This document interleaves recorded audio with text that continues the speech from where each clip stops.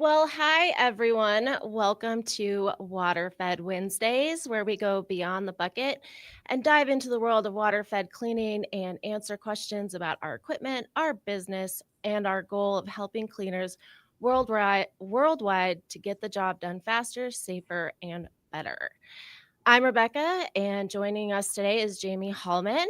We're your hosts today for Water-Fed Wednesdays, talking about growth for 2025.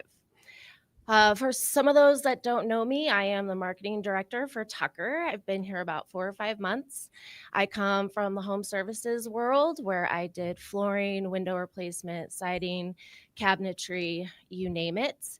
As for Jamie, he owns his own successful window cleaning company in Michigan, and he is now our in house sales consultant as of just a few months ago. And thank you so much, Jamie, for co hosting with me today. I'm a little nervous. You're doing good. Thanks for having me. I appreciate it. This is my second time, so I got a little bit more. I do videos all the time though, so happy to be here, and I'm looking forward to talking with you. Wonderful. Well, we're here to talk about the checklist of setting up growth for 2025. I think the first thing that I kind of want to attack is how was your 2024? What was some lessons learned or some missed opportunities? Just hindsight 2020. Let us know how it went. Yeah, 2024 was awesome. So that will go down as my last solo year. I did a lot of growing last year. I did a lot of kind of fixing things, learning what went well, what didn't, reflecting. I haven't been doing a whole lot of that in prior years. I've just been kind of building, and just not. And now I can kind of take a step back, reflect, and as many of people know that are probably watching, I'm going to be diving into the hiring realm, and I hopped on with home service business coach last year. Shout out Dave Mormon. And it's been going fantastic. It's setting me up to really catapult me into the next phase of the business. So yeah, I'm looking forward to that. I'm learning a lot more about my clients. I'm learning a lot more about the marketing aspect, which I really didn't do before. Allocating funds for that, budgeting for different sort of things, and really just turning the cheek, and I'm working more on the business than in it. So yeah, it's going well. How many are you trying to hire this year?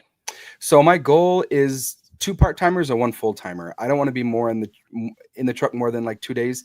And then in 2026, I don't want to be in the truck at all. I want to be solely sales, operations, and stuff like that. So because I'm the bottleneck in my business right now, and I'm going to remove that. So, did you meet your goals for 2024? Yeah, 2024 was revenue wise was the best season I've had, which is awesome. But I've definitely peaked, and I've done things very slowly compared to a lot of guys. Usually, either they'll start right away hiring, or within a year, 2 years. I'm going on my seventh year. And I've laid as much as the foundation as I can, to really catapult us going forward and not hit any roadblocks. And it's not going to be perfect, I know that, but I think I've done a really good job in putting myself in the community, building the reviews, building everything that I need, to set me and the team that I bring on up for success. So, we have a great question. Thank you, Chappelle Solar Cleaning, for chiming in. I've got a great question here that I think, Billy Bob, we're going to probably tackle in just a few minutes. Just want to get to know a little bit more about Jamie and his plan for 2025 and how he can help. Um, give that advice or lead the way for 2025 and set up our businesses for success. So I will get back to you, I promise. As for 2025, so I know for me, I really look at the big picture. At Tucker, our leadership team just got together in January. We line out our entire year goal, Nice. revenue goal, or profit, and then I try to make those goals that lean towards that 1 year picture.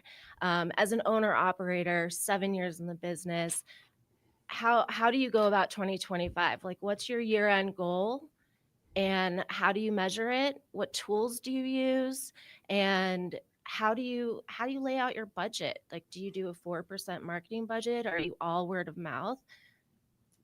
Yeah, so those are all great questions. So, um, one thing that I'm trying to do, and that's one thing I'm learning through HSBC, is writing everything down. Right, I really kind of flew off the brim of my hat the last few years, and I knew everything I wanted to do up here, but I didn't write anything down. I didn't hold myself really super accountable, and that's one thing that I want to do a lot more this year. And I'm going to have to do a lot more to see success with bringing on um, more responsibility for me, right? And for the business, bringing guys or girls on that want to succeed with me.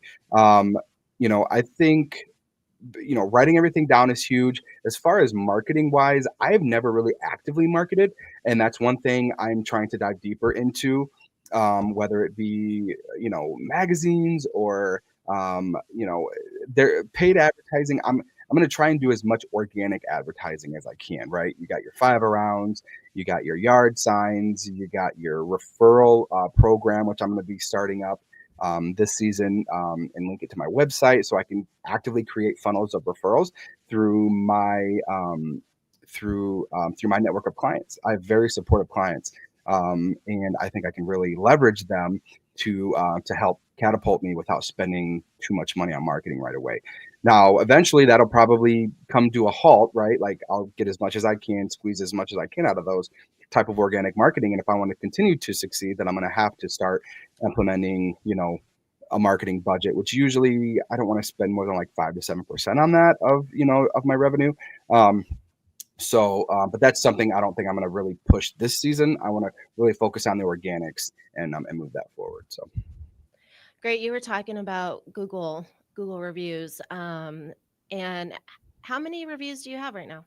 so I have about 160, 159 5 stars, 1 4 star. But I'm 5 star across the board, and I've really, really worked at that since day one, because I knew Google was going to be such a pivotal piece to my um, client base, right? I would say probably 80% right now of my clients that I get to help are from Google. And I have surpassed pretty much every window cleaner business in my area, which has put me in the map pack, which is what you see when you search something, the first three or four.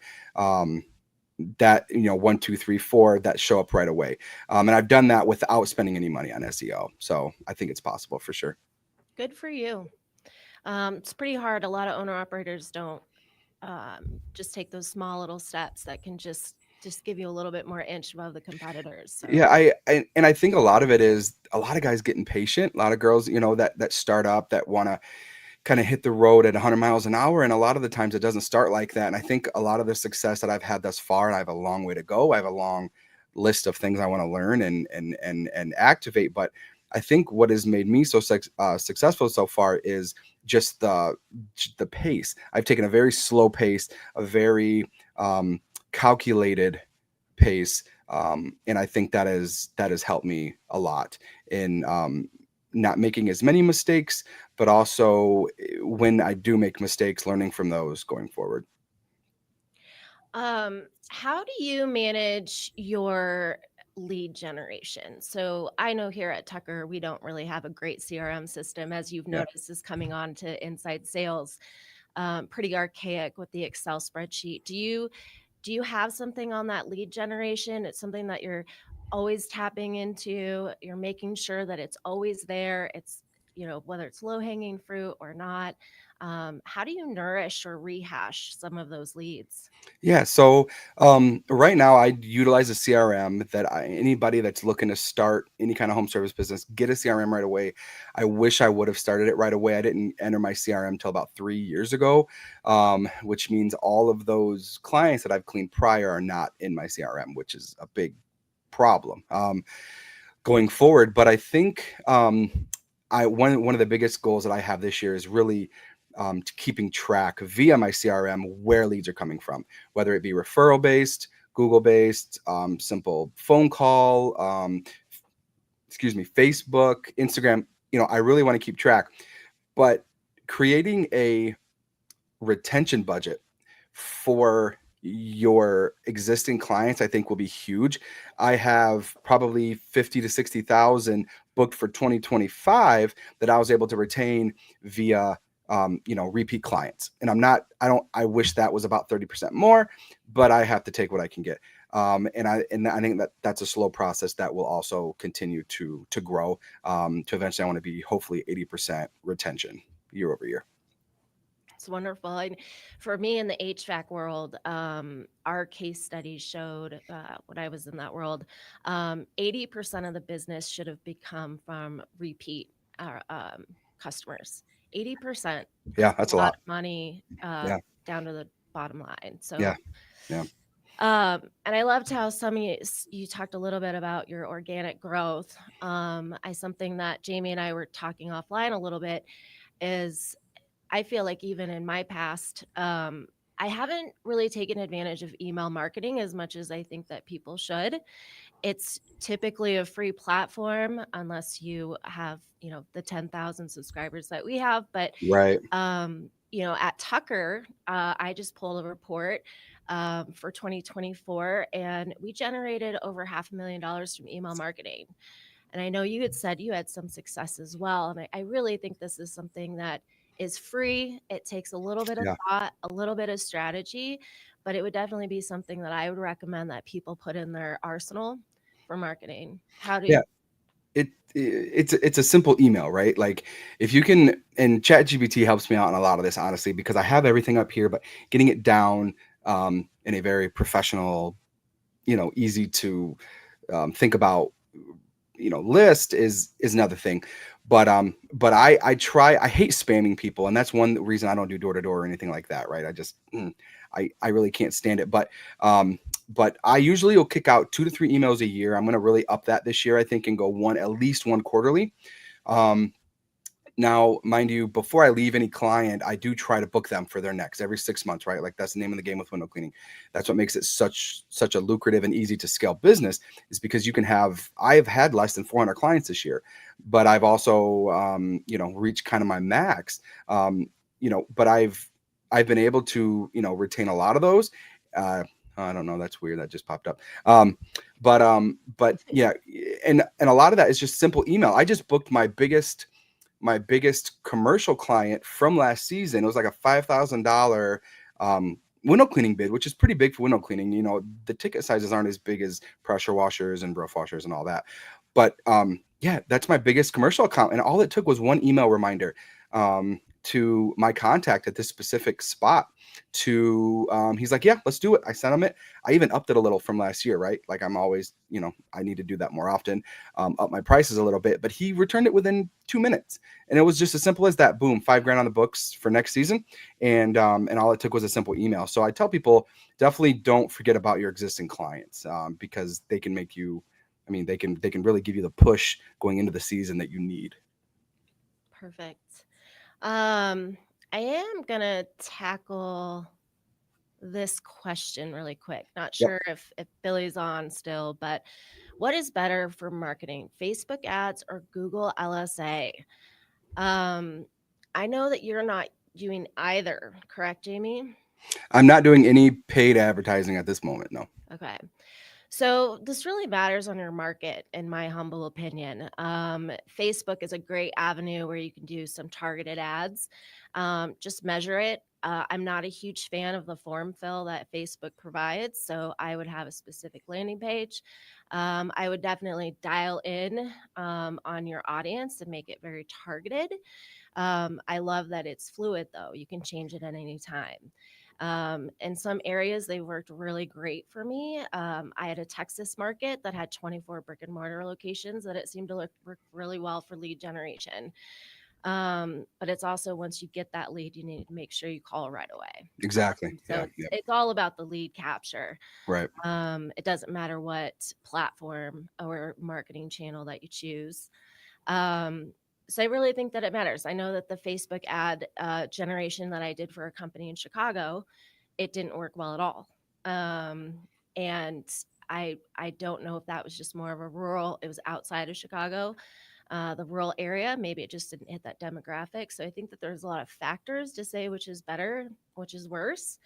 Google LLSA, I am a huge fan of.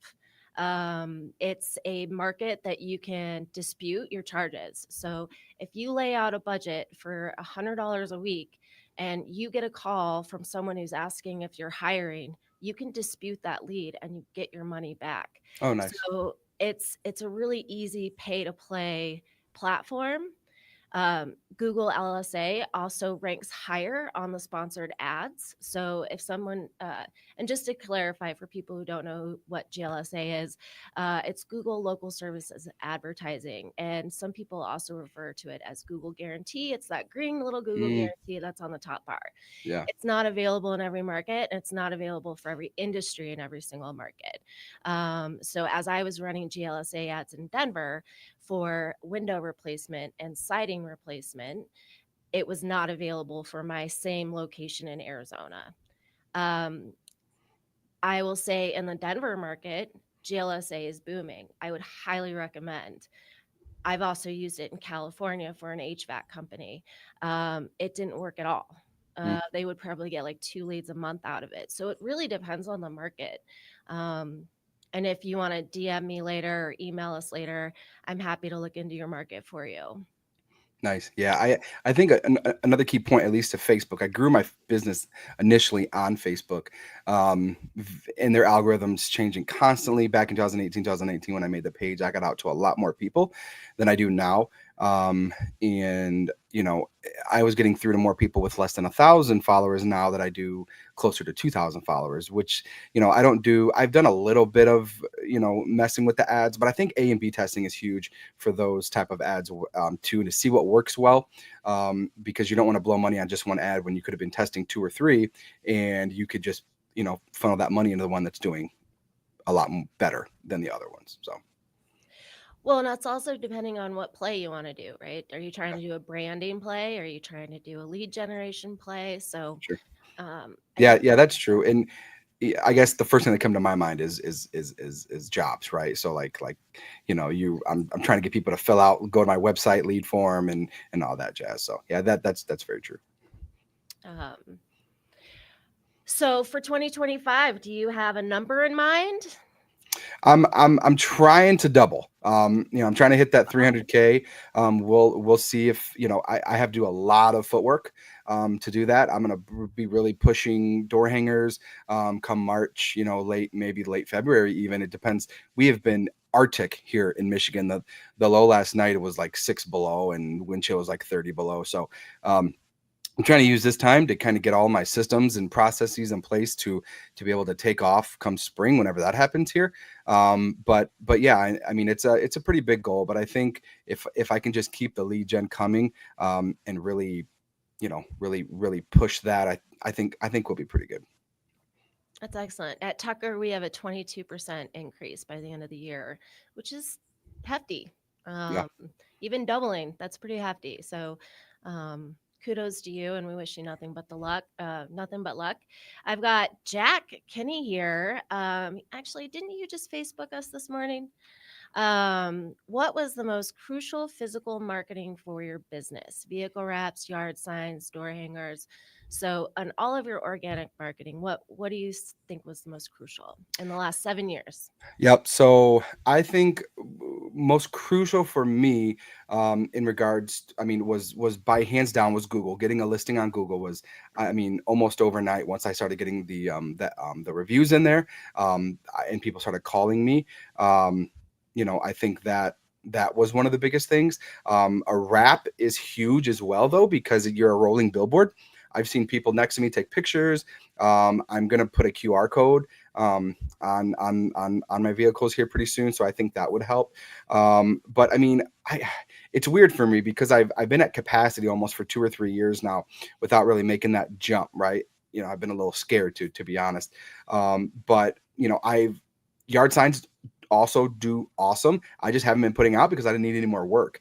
I wasn't trying to hire in the middle of the season. And then this last year is when I first time in 7 years I did door hangers, to do 5 around. So, but I think setting up your physical marketing, I think definitely get a wrap, make sure people see you coming, see you going. I think one thing HSBC has been teaching us as well is putting those like sandwich boards at the end of the driveway every time you do a house, so people can. All neighbors are nosy, right? So they're walking by, they're taking pictures, they're looking out their windows, and you put a QR code that goes right to your website, and then when you're done, pick it up, maybe leave a yard sign, and I think that'll suit you really well. It's a long game, but I think it'll work pretty well. Perfect. How many yard signs do you even buy? In my former role, it was it turned up being pretty expensive, but we were also doing probably 1,400 jobs a month. Yeah, jeez, So it got really expensive. no kidding. Oh, wait, I've got another question. What is a decent price to pay for a wrap or a decal? So if you're gonna do, I highly suggest one of the biggest things that I did was I bought a white vehicle. Both my truck, my Tundra, and my Transit 250 are white. And what that's allows you to do is allows you to partially wrap it uh, while making it look like a full wrap. It saves you quite a bit of money. I have a pretty local contact here that I use. I paid around $800 for a partial wrap.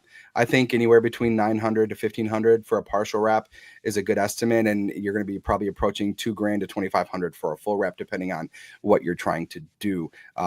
Because if you're trying to do something pretty intricate in regards to like the design, they're going to spend more time designing. You're going to pay more money. So I think trying to do the partial wrap on a white vehicle will be pretty good. I actually highly agree with you. My HVAC company that I formerly was with it's a full on wrap, and it actually costs us around 3,000 a van. Nice, nice. Yeah, yeah, and it's going to be across the board. I mean, you're gonna have guys that charge. I mean, just like your services, right? There's guys that charge a lot less. There's guys that charge a lot more, and I suggest kind of going towards the more, not all the way to the top, but get at least 3 or 4 quotes, because somebody can really mess up your vehicle if they don't know what they're doing. So Got it. So, as for me in marketing, I'm pretty a big planner, and I know these are a lot of smaller businesses that follow us at Tucker, some large ones as well. yeah, Um, there's some things I'll be putting out there just from a marketing standpoint.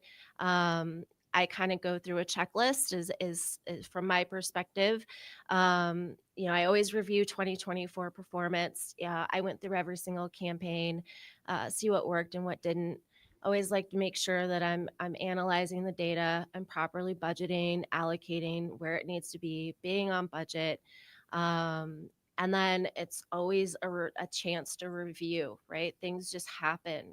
I knew, how do you get away from COVID? How do you get away from the election?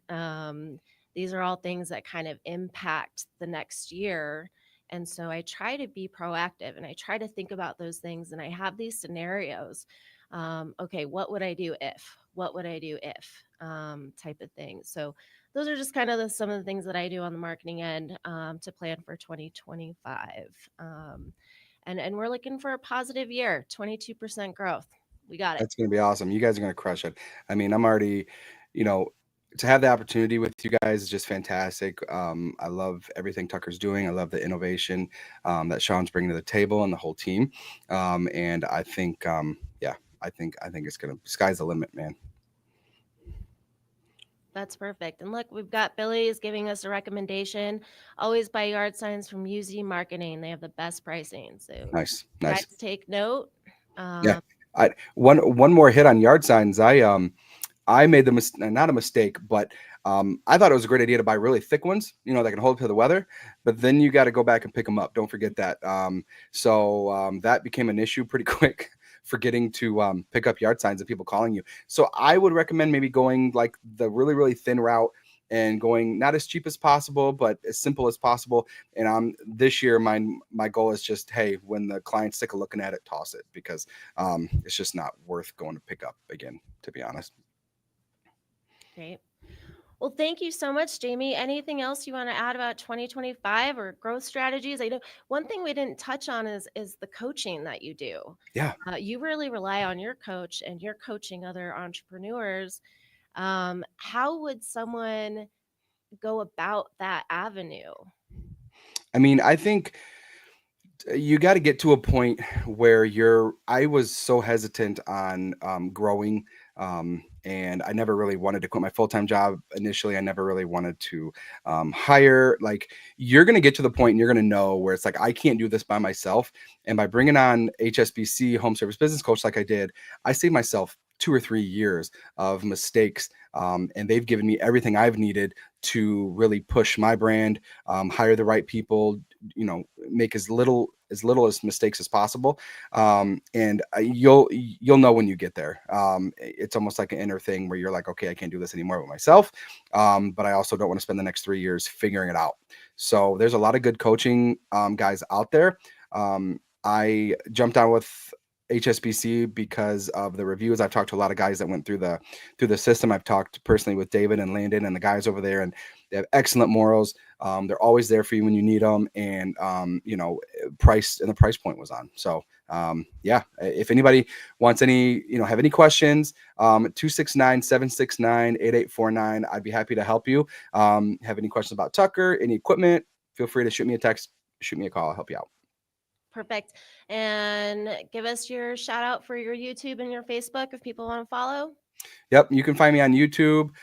Just search Hallman Window Washing. I'll come right up. It's my emoji guy. And also Facebook, same thing. All my handles are the same. Yeah, I'm there. So get at me. Well, thank you so much, Jamie, for joining us and being patient with my first time hosting. You crushed it. Good job. Thank you, everyone, for watching, joining, liking, subscribing. We've almost got 1,000 subscribers on YouTube, so go ahead and click that button for me. And don't forget to take advantage of our January sale. It's 10% off store wide. That will be changing February 1st, so act now. Thank you so much, everyone. Rebecca Chapla signing out. Thanks, Jamie. We will see you soon. Thank you very much. I appreciate it. Bye.